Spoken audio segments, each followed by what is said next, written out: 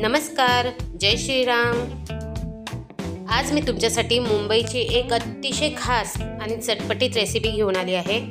Ragda patties ही एक अशी चाट आहे जी पाहताच तोंडाला पाणी सुटते। चला तर मग वेळ न घालवता बघायला सुरुवात करूया। सर्वात आधी आपण रगडा तयार करूया। यासाठी मी रात्रभर भिजवलेले पांढरे वाटाणे घेतले आहेत। त्यांना प्रेशर कुकरमध्ये हळद आणि मीठ घालून उकळून घ्यायचे आहे। वाटाणे उकळताना लक्षात ठेवा की ते पूर्णपणे मऊ झाले पाहिजेत, तरच रगड्याला चांगला घट्टपणा येईल।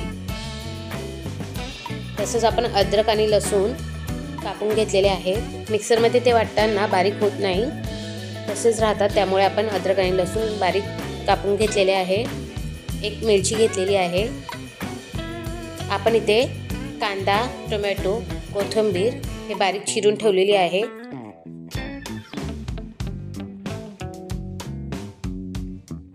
आता आपल्याला कढईमध्ये तेल गरम करून घ्यायचे। त्यात आपल्याला जिरे घालायचे। जिरे छान तळतळले की त्यात आपण कांदा घालून घेऊया।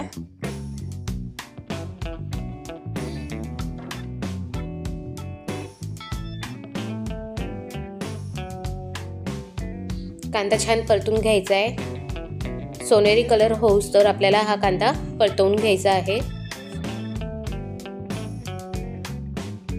आपण जे वाटाणे कुकरमध्ये लावलेले आहेत ते आपण वाटाणे 8 तास भिजवून घेतलेले होते।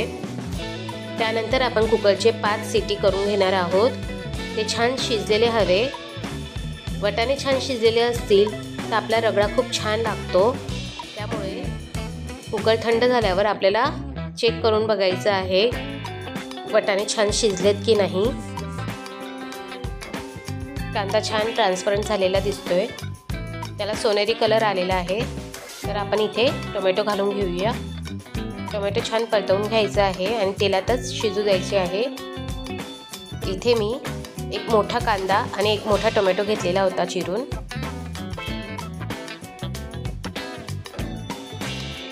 छान मिक्स करून परतवून घ्यायचा आहे आपल्याला।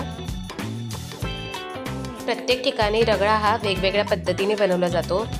जसं फक्त हळद मीठ घालून शिजवून घेतलेले वाटाणे त्याचा रगडा असतो, तर काही ठिकाणी टोमॅटो कांदा घातलेला असतो आणि त्यात हळद मीठ घालून शिजवलेला असतो, तर काही ठिकाणी मसाले ॲड करून रगडा बनवलेला असतो। तर आज आपण रगडा हा मसाले घालून बनवणार आहोत। खूप छान लागतो रगडा पॅटीसमध्ये। इथे आपण जिरं, कांदा, टोमॅटो हे परतवून घेतलेले आहे। त्यानंतर आपल्याला अद्रक, लसूण आणि हिरवी मिरची मिक्सरमध्ये वाटून घेतलेली ती आपण यात घातलेली आहे। ते छान परतवून घ्यायचं आहे।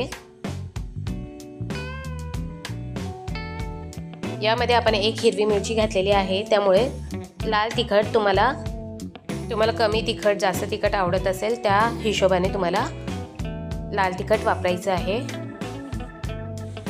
मी इथे 1 चमच लाल तिखट घेतलेलं आहे। ते छान मिक्स करून घ्यायचं आहे। तुम्ही पाहू शकता छान तेल सुटलेलं आहे। आता यात आपल्याला गरम मसाला घालायचा आहे 1 चमच। छान परतवून घ्यायचं आहे। त्यानंतर आपल्याला इथे अर्धा ग्लास पाणी घालून घ्यायचं आहे। ते छान मिक्स करून घ्यायचं आहे। मी यामध्ये शिजवलेला बटाटा थोडा घालत आहे, आपली ग्रेव्ही घट्ट व्हावी म्हणून। पण जर वाटाणे खूप छान शिजलेले असतील, घट्ट असतील, तर त्यात बटाटा घालायची गरज पडत नाही। तुम्ही बटाटा स्किप करू शकता। छान तेल सुटलेलं आहे। आता आपल्याला यात अर्धा निंबू घालून घ्यायचा आहे। निंबू पिळून घेतलेला आहे आपण इथे, छान टेस्ट येते त्याच्याने। त्यानंतर आपण इथे चाट मसाला थोडा घालून घेतलेला आहे। यामध्ये आपण आता शिजवलेला रगडा घालून घेतलेला आहे। रगडा आपला बघा किती छान शिजलेला आहे। पहा रगडा किती छान दिसतोय, किती छान रंग आलेला आहे। छान उकळी येऊ द्यायची आहे। यातलं पाणी थोडं कमी होऊन तो अजून घट्ट होणार आहे। यानंतर आपण जी चिरून ठेवलेली कोथिंबीर होती ते आपण वरून घालून घेणार आहोत।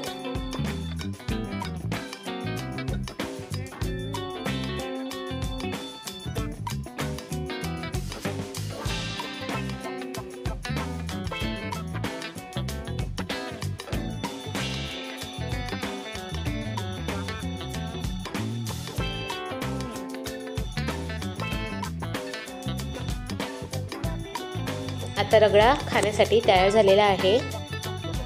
तर आपण पॅटीसची तयारी करूया। पॅटीस बनवण्यासाठी आपल्याला सगळ्यात पहिले बटाटे कापून आपल्याला त्यात मीठ घालून शिजवून घ्यायचे आहेत। बटाटे आपले शिजलेले आहेत। त्यानंतर आपण ते थंड झाल्यावरच आपल्याला मॅश करून घ्यायचे आहेत। त्यात आपण कोथिंबीर, ब्रेड क्रम्स, मीठ आणि हळद घालून घेणार आहोत।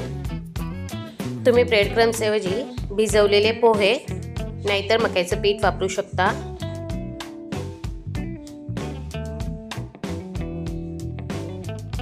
आता आपण इथे थोडा चाट मसाला घालून घेऊया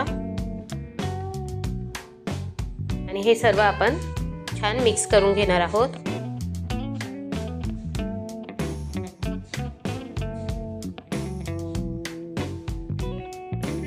याचा आपला डो तयार झालेला आहे।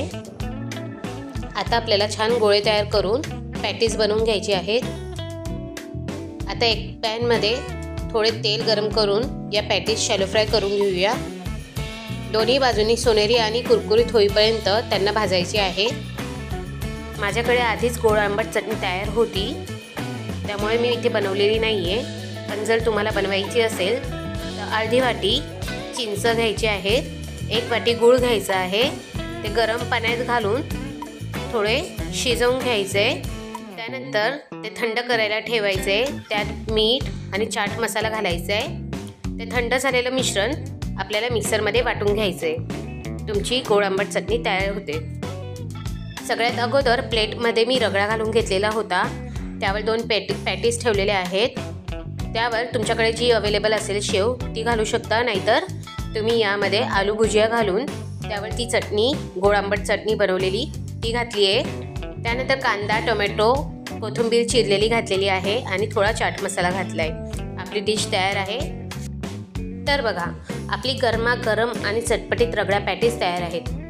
ही जितकी चांगली दिसते आहे तितकीच चविष्ट देखील बनली आहे। तुम्ही देखील ही रेसिपी घरी नक्की करून पहा आणि मला कमेंट्समध्ये सांगा की तुम्हाला ती कशी वाटली।